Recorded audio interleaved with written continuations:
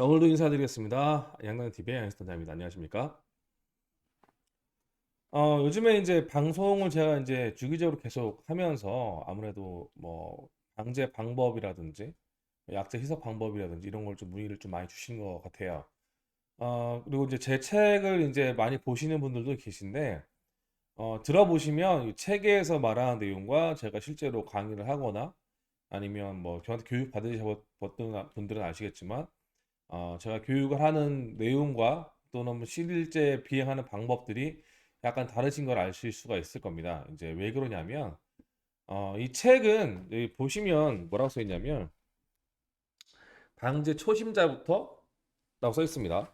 일단은 방제를 이제 막 하시려고 하시는 분들한테는 어느 정도 가이드가 되어드리고자 하는 내용이 많이 써 있습니다. 제가 이런 책을 처음에 준비를 했을 때 왜 준비를 하게 됐냐면, 방제를 시작하시는 분들이 너무 알고 계신 지식이 없으세요. 잘못된 지식을 이렇게 주워 듣는 거죠. 교육원이라든지 뭐 주변에 방제하시는 분들 들어서 이제 방제를 이렇게 하다 보니까 이게 정형화된 지식들이 너무 없으시고 무작정 그냥 기체를 사고 현장에 나오셔서 맨땅에 헤딩하듯이 이제 지식을 좀 습득하시다 보니까 이게 경험에 의해서 잘 됐던 방법들이 있는데 그런 방법들이 일단 맞다고 믿고 계속 이제 해나가다 보면 거기에서 이제 오류가 많이 발생할 수가 있습니다. 물론 이 경험에 의해서 이게 잘 됐던 방법이라는 거가 무조건 틀렸다는 건 아니에요. 그런데 이 과학적으로 접근을 하려면 계속된 반복된 실험과 데이터를 조금씩 바꿔가면서 왜 잘못됐는지 또는 왜 잘 됐는지를 파악을 해야 그 다음에 동일한 방법으로 잘할 수가 있든지 아니면 잘못된 방법들을 피해서 더 나은 효과를 기대할 수가 있는 겁니다. 그런데 대부분의 이제 방제 방법이란 것들이 아까 말씀드렸듯이 경험에 의해서 야, 내가 이렇게 해봤던데 이렇게 잘 되던데 그냥 그렇게 하는 거죠. 근데 그때는 다행히 이제 그런 습도나 온도나 작물의 상태라든지 뭐 여러 가지가 이제 딱 맞아 떨어졌기 때문에 잘 됐을 경우도 있고 뭐 그런 거기 때문에 이게 정말로 운 때문에 잘 된 건지 아니면 뭐 때문에 잘 된 건지를 좀 아셔야 되고 잘못됐을 때는 뭐 때문에 잘못됐는지를 좀 아셔야 되거든요. 근데 그런 내용, 그런 기반 지식들이 전혀 없으시고 뭐 용어도 그렇고 일단은 농약이 어떠한 뭐 반응을 일으켜서 작물에 적용하는지도 모르시고 이러다 보니까 그런 내용을 제가 기본적으로 책에 써놨습니다. 그런데 아까 말씀드렸듯이 방제 방법이란 거가 너무 초심자들에게 좀 맞춰서 최소한 요 정도는 좀 해주셔라. 이렇게 이제 맞추다 보니까 저희 방제 방법과 좀 많이 다른 감이 없지 않아 있습니다. 저희 같은 경우에는 이제 반복된 실험이라든지 이게 얻어지는 데이터들을 통해서 어떻게 하면 방제가 더 잘 될 것인가, 이걸 좀 많이 하다 보니까 그 방법대로 좀 하고 있고 그러다 보니까 방제 고도도 굉장히 낮아지게 되고 비행 속도도 어느 정도가 좀 있습니다. 물론 이제 효율을 좀 버리고 효과만 본다고 하면 비행 고도는 뭐 낮아지는 게 맞지만 비행 속도는 조금 줄이고 살포량을 좀 늘리는 게 맞겠죠. 근데 저번에 말씀드렸다시피 뭐 3,000평을 가지고 뿌렸을 때 관행 방제 대비 95% 정도의 효과를 낼 수 있는 그런 상태라면 굳이 효율을 지금 포기를 할 단계는 아니거든요. 그러니까 뭐 예방 방제 차원에서는 지금 뭐 어떤 먹누린제라든지 뭐 도열병이라든지 이런 문제가 있어서 이제 치료를 목적으로 한다면 저희도 물론 방제 방법을 다르게 합니다. 저희가 방제지에 나가면 아침에 조회할 때 이렇게 하거든요. 여기서는 작물이 이런 상태니까 노즐은 뭐 한 개 다신 분들은 이런 노즐을 쓰시고 두 개, 네 개 다신 분들은 이런 노즐을 사용하십시오. 두 개를 달아서 어떤 기체, 10m 기체 같은 경우 고도를 얼마나 가져가시고 비행폭을 얼마나 가져가십시오. 뭐 20m T20 같은 경우에는 노즐을 몇 개만 사용하시고 그다음에 고도를 얼마 가져가시고 폭은 얼마나 잡으십시오. 이렇게 가이드를 다 해드립니다. 그런 이유가 다 있어요. 그렇게 해야만이 저뿐만 아니라 팀원들이 간에 여러 명들이 방제를 했을 때 동일한 품질의 방제를 할 수 있기 때문에 이렇게 하는 겁니다. 그런데 문제는 이제 이렇게 하기가 굉장히 너무 힘들어요. 아시는 분들은 아시겠지만 저희가 방재단을 매년 모집을 하거든요. 저희 방재단 모집할 때 별다른 거 보지 않습니다. 뭐 이론 시험 보는 것도 아니고 그냥 비행 시험을 보거든요. 저희가 비행 시험 볼 때 기준은 뭐냐? 저희가 이러이러한 데이터를 드렸을 때 예를 들어서 인호는 이러이러한 문제가 있기 때문에 저희가 10리터당 1600평을 잡고 가겠습니다. 고도는 뭐 1m 잡고 가겠습니다. 비행 속도는 4m/s나 3.5m/s로 왔다 갔다 하겠습니다. 살포폭은 3.2m를 잡겠습니다. 이렇게 했을 때 뿌릴 수 있느냐? 여기는 예방 방제니까 저희가 3,000평을 목표로 뿌릴 겁니다. 그렇기 때문에 고도는 뭐 50cm를 잡으시고 비행 속도는 몇 미터, 뭐 살포폭은 몇 미터 다 알려드리겠죠. 근데 이렇게 할 수 있느냐? 그걸 보거든요. 그런데 문제는 이게 합격률이 7%가 채 되지 않습니다. 7% 중에도 합격하셨다가도 여러 가지 사정으로 인해서 방재단에 들어오지 않으신 분들도 계시기 때문에 실제로 저희가 뭐 100명을 테스트를 보면 방재단에 실제로 들어오실 수 있는 분들은 2명 내지 3명밖에 되지 않습니다. 그러다 보니까 이 방재가 그만큼 얼마나 어려운지 이제 알게 되는 거죠. 어, 그렇기 때문에 저희가 말씀드렸죠. 저번에도 방송 때도 저희가 직접 계약하는 물량도 있지만 방재단에 속해 계신 분들이 계약하신 물량이 또 굉장히 많다.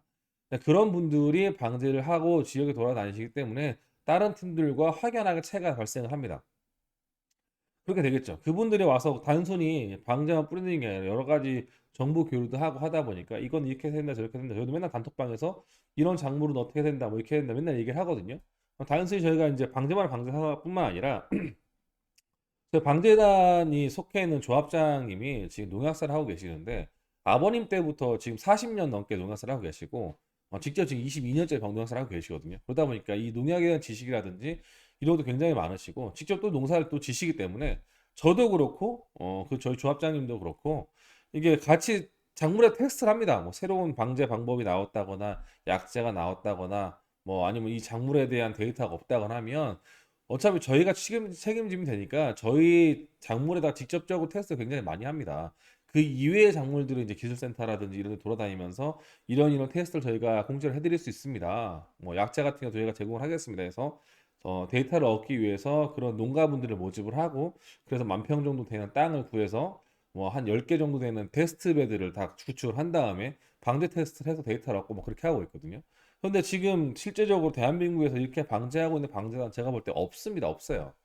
그냥 이렇게 해서 방제하면 되겠지 하다 보니까 저도 이제 유튜브에서 방제 관련된 방송을 굉장히 많이 보는데 이런 말들을 많이 합니다. 저희 방제단 이 지역에 기반을 두고 있기 때문에 다른 곳들보다 훨씬 더 신경 써서 방제를 해주시고 뭐 이렇게 아침 조회를 하고 방제를 합니다. 그런데 방제 고도를 보면 3m, 4m 막 이래요. 10m 드론들이. 그러니까 이런 말도 안 되는 방제를 하고 있는 이유는 방제 방법을 모르기 때문이네 그렇습니다. 방제 방법을 모르기 때문에. 그냥 방제 방법을 제대로 알아야만이 본인이 신경 써서 해도 그 방법대로 할 텐데 애초부터 방제를 어떻게 해야 되는지 방법 자체를 잘못 배웠고 알지 못하다 보니까 내가 아무리 신경을 쓰고 열심히 방제를 해준다 하더라도 좋은 효과를 낼 수 없는 방제 방법으로 방제를 할 수밖에 없는 게 대한민국 현실이고 거의 대부분이 그렇게 방제를 하고 있습니다. 그러다 보니 그런 방제 방법들을 이제 따르지 않고 본인들의 데이터와 노하우로 가지고 있는 전국에 몇 개 안 되는 방제단에서 어마어마한 물량들을 방제를 하고 있고 그분들이 대부분 다 방제 수익을 가져가는 구조가 된 이유가 그것입니다. 음. 왜 이렇게 신규로 들어온 방제사들이 방제 물량을 따기 어렵고 면적을 넓히기가 어려운지를 좀 아셔야 돼요. 결국에는 실력과 지식이 없어서 그렇거든요. 그러니까 저 같은 경우에도 제가 저를 아시는 분들은 아시겠죠. 저 같은 경우에도 드론 하기 전에는 전혀 별개의 상관없는 직종에 있었습니다. 저는 뭐 이제 BMW에도 이제 있었고 그다음에 뭐 특장차를 만드는 곳에도 있었고 여러 가지 업체에 있었는데 어쨌든 드론과는 저는 별개 업체였어요. 그런데 왜 지금 상태에서 이런 강의도 할 수 있냐? 그리고 제가 이제 강의할 때 쓰는 PPT가 언제 나왔냐? 제가 첫 해 방제를 시작을 해서부터 나온 강의 PPT입니다. 제가 그때 시장 조사를 하고 방제 방법에서 연구를 하고 했던 것들 계속 업데이트해서 지금까지 온 거거든요. 그러니까 저도 첫 해 때 굉장히 많은 그 시행착오를 겪었고 제가 첫 해 시작할 때 한 8천만 원 정도 투자를 했는데 매출이 2천만 원, 2,400만 원? 이 정도 나더라고요. 이게 매출 2,400만 원이니까 수익이 얼마나 났겠어요? 이게 마이너스 6, 7천 원이 난 거죠. 그래서 제가 생각을 할 때, 이렇게 해서는 안 되겠구나. 이 사업이 안 되는 사업이구나. 일단 시작을 했으니 뭔가를 해야겠으니까 어떻게 해야 될까? 도박성으로 굉장히 많은 테스트라고 연구를 했습니다. 그래서 두 번째 해에 어쨌든 제가 이제 굉장히 큰 면적을 얻게 돼서 수익을 좀 많이 받았는데 그 수익의 거의 70%를 다시 재투자를 합니다. 그렇게 해서 뭐 여러 가지 기계도 개발을 하려고 하고 감수기도 사서 농작물 테스트를 하고 뭐 이렇게 해서 데이터를 얻어가지고 어쨌든 지금 방제단까지 지금 꾸려오고 있는 거거든요. 음. 그런데 여러분 단순하게 이 농작물에 약을 뿌리는 거가 말처럼 그렇게 쉬운 게 아닙니다.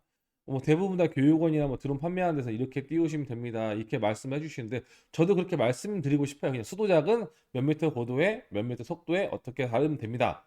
이렇게 간단하게 말씀을 드리고 싶은데 이 드론이라는 거가 종류가 너무 많고 일단 똑같은 10리터 뭐 이륙중량 25km 미만이라다 하더라도 쿼드, 헥사, 옥타에 따라 달라고 쿼드 같은 경우에는 특히 축간거리 영향 굉장히 많은 기체다 많이 받는 기체다 보니까 10리터 쿼드인데 예를 들어서 뭐 축간거리 1400mm다. 그것과 1700mm다. 그거는 노즐 세팅 방법의 내용도 아예 또 달라집니다. 그런데 지금 기체가 이제 26리터급, 20리터급, 30리터급도 나오잖아요. 그러다 보니까 이거는 수도작은 이렇게 해서 이렇게 뿌리십시오라고 딱 정확히 말씀드릴 수가 없어요.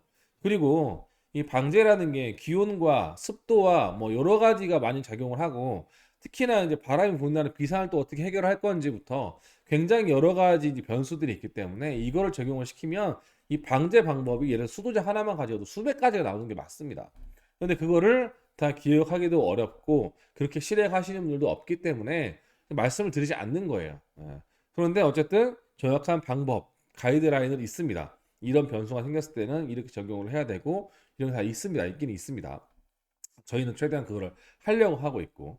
자, 그렇기 때문에 방제 방법은 뭐 이렇게 알려드리기가 쉽지가 않아요. 근데 일단 하나 말씀드리자면 아까 제가 동영상 다른 데 봤을 때 말씀드렸잖아요. 3m, 4m 고도에서 비행을 한다. 일단 수도작을 가지고 10m 정도의 기체로 가지고 2m가 넘어간다. 약 안 된다 보시면 돼요. 무조건 약 안 됩니다. 저희 같은 경우에 방재단에 T20을 가지신 분이 두 분이 계시는데 지금 그분들 T20이 최장물에서 2m가 떠 있지 않습니다. 음. 그 정도예요. 그게 맞아요. 저는 지금도 더 내리라고 하거든요. 근데 문제는 그 기체가 이 비행 세팅 자체가 빠릿빠릿하게 조정이 불가능합니다. 개인 세팅이 불가능하기 때문에 고도를 내리면 내릴수록 비행 속도가 좀 더 나오고 해야 되는데 그러면 너무 위험해져요 그 기차. 그래서 지금 한 2m 정도에 날고 있거든요. 근데 제가 제 마음 같아서는 한 1m에서 1.5m 이하로 내렸으면 좋겠는데 근데 그게 좀 힘들 겁니다. 여러분들 이제 비행을 해보시면 그게 무슨 뭐 어렵냐. 보통 이제 면허 따신 분들이 그렇거든요. 방제 뭐 수두작 방제하는 거 보니까 앞으로 왔다 갔다 전후진 전후진 전후진 전후진 이게 단데 아니 그 병신들도 아니고 왜 방제를 못하냐. 저한테 이렇게 말씀하시는 분들 진짜 많아요. 근데 본인들이 와서 해보시면 안 되거든요. 본인들이 해보셔서 안 돼서 아 이게 쉬운 게 아니었구나라고 그때서 이제 돌아가십니다. 후회를 하시고 기체를 두세 대 이미 사셨는데 아 이거 나의 길이 아닌가 봅니다. 이거 중고로 팔려고 하는데 어디 좀 괜찮게 구입하실 분들 좀 알아봐 주십시오. 이렇게 말씀하신 분들이 매년 많아요. 매년 10분이 넘어가요. 예. 이게 너무 쉽게 생각을 하셨다는 거죠. 너무 쉽게 생각하지 마시고 굉장히 방제가 난해하고 어렵습니다. 저도 이제 몇 년째 공부를 하고 있고 강의를 하고 있고 작물에 대해서 약재에 대해서 또는 뭐 새로 나온 노즐이나 분사 방법에 대해서 공부를 하면 할수록 이 방제가 이게 쉽지 않구나.